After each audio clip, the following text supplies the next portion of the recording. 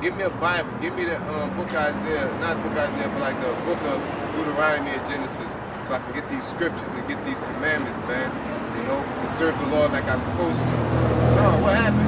They had to bring an Israelite to govern their ass, man. All right? Y'all have to be governed by Israelites at the end of the day. All right? Even though you doing that, stop them lions from getting on you, but you still have to be governed by Israelites to have that to stop. All right, that's how it's gonna be in the when the new kingdom comes. Y'all gotta be governed by us for all this foolishness to stop in this world, man. All right, go ahead. Then one of the priests whom they had carried away from Samaria came and dwelt in Bethel and taught them how they should fear the Lord. Yeah, he taught them how to keep the commandments. A Levite. That's why when you read in the book of John, you had a Samaritan woman talking about our fathers Abraham and Abraham served in his land, and we served in his land too, because they start keeping the laws, keeping the Israelite laws, and they start thinking they was Israelites. She thought she was an Israelite. That's why our Lord cursed her out. He told her about ourselves.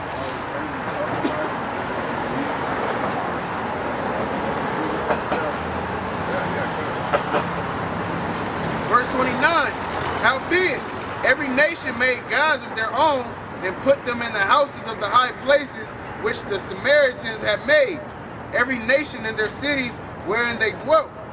And the men of Babylon made Succoth Benoth, and the men of Cuth made Nego, and the men of Hamath made Ashima, and the Avites made Nibhaz and Tartak, and the Sapphivites burnt their children in fire to Adramelech and Anamelech, the gods of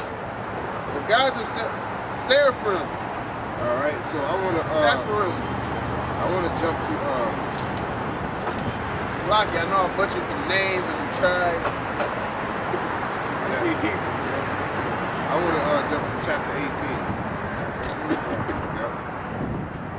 On the top. Yeah. 2 Kings chapter 18, verse 1. Now it came to pass in the 3rd year of Hosea, son of Elah, king of Israel, that Hezekiah, the son of Ahaz, king of Judah, began to reign. Yep, so Hosea was what? King of Israel, and Hezekiah was what? King of Judah. Okay, go ahead. 25 years old was he when he began to reign, and he reigned 29 years in Jerusalem. His mother's name also was Abi, the daughter of Zechariah. And he did that which was right in the sight of the Lord, according to all that David his father did. Yep, Hezekiah, go ahead. He removed the high places and brake the images and cut down the groves and break in pieces the brass and serpent that Moses had made. For unto those days the children of Israel did burn incense to it, and he called it Nehushtan. That's what Jake do to this day, man.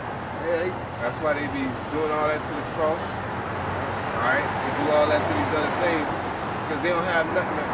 Jake needs something to see to believe in. All right, the bulk of the 2/3 of Jake are not spiritual, man. They need, like I said, they need that brace of servant. Old Moses was doing his thing when he was here.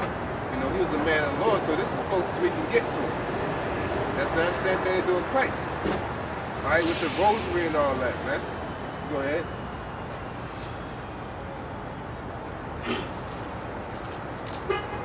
Glad the Ark of the Covenant ain't here, man. Sure.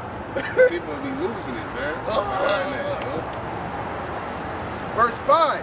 He trusted in the Lord the Most High of Israel, so that after him was none like him among all the kings of Judah, nor any that were before him.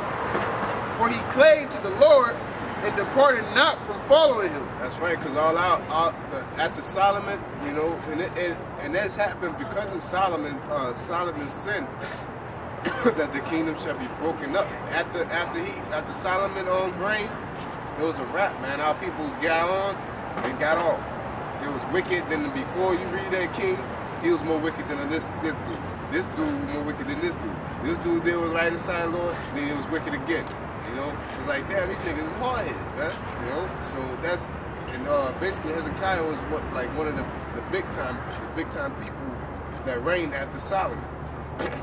And it goes to show you how the Most High worked, man. Like, he set up everything, because if Solomon wouldn't have went off, which is the most righteous king that was on the earth, if he wouldn't have went off, the nation of Israel wouldn't have been split.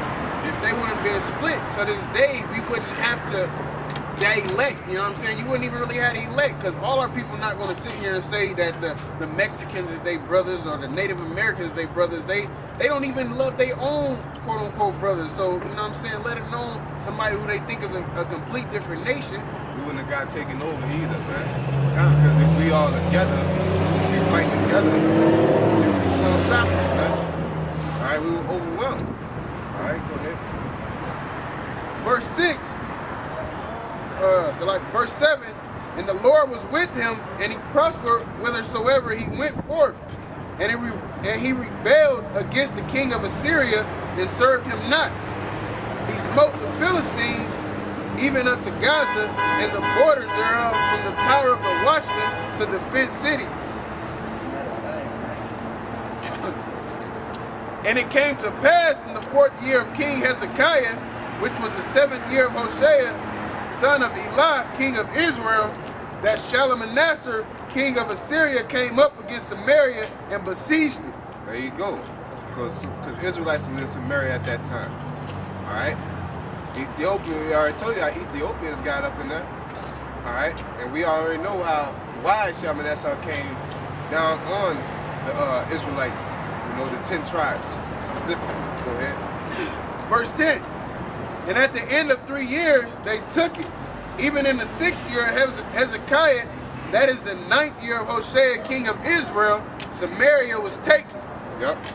And the king of Assyria did carry away Israel unto Assyria, yep, and put them in Halah and in Habor by the river of Gazan and the cities of the Medes, because they obeyed not the voice of the Lord their power, but transgressed the covenant and all that Moses, the servant of the Lord, commanded, and would not hear them nor do them.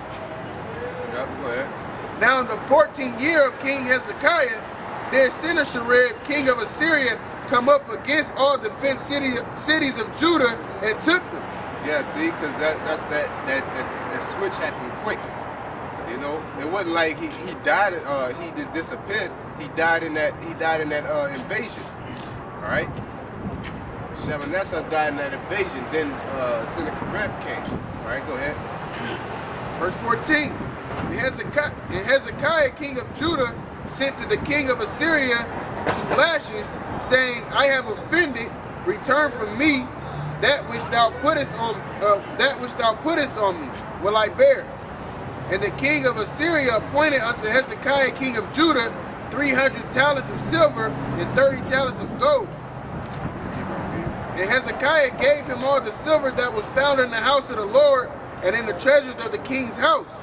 At that time did Hezekiah cut off the gold from the doors of the temple of the Lord and from the pillars which Hezekiah, king of Judah, had overlaid, and gave it to the king of Assyria. That's how all our gold got over there too, you know. Which Cyrus gave that decree, and he told him basically give all that gold back, you know. And Nebuchadnezzar took more.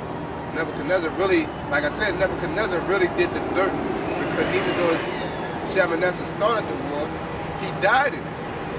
Which means they was getting their ass handed to him at a point. Even though they won, at the same time, the Israelites was fighting back, but Nebuchadnezzar totally subdued them and was able to burn the temple.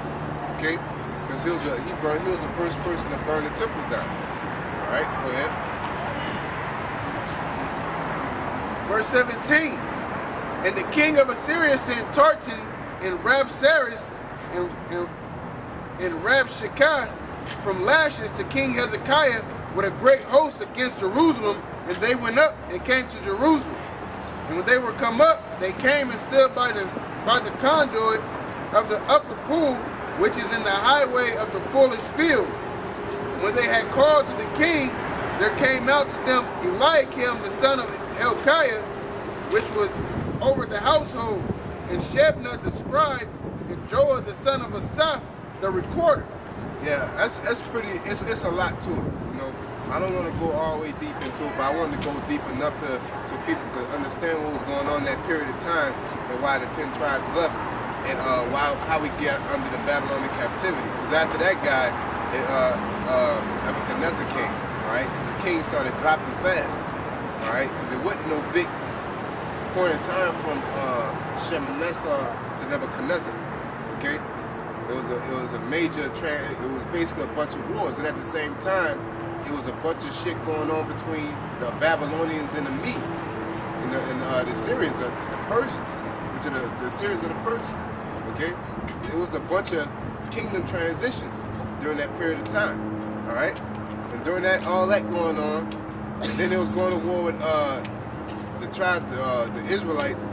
They said, man, hey, we're gonna take this opportunity to dip. As soon as the Persians and the Babylonians went to war, they dipped out. Hey, man, get the fuck up out of here. All right? Because they say that Came here in like 720s BC. yeah, because at the time, it tells you what, Syria had took them into captivity. Then the Babylonians took over Syria. All right. Then it was like it was under Nebuchadnezzar's rule. You know. Then it was going back. It was warring with each other.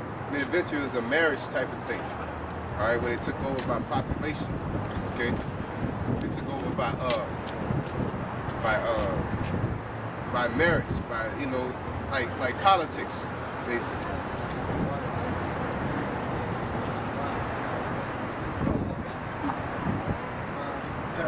Yeah, we cool. Thank you, appreciate it. Yeah.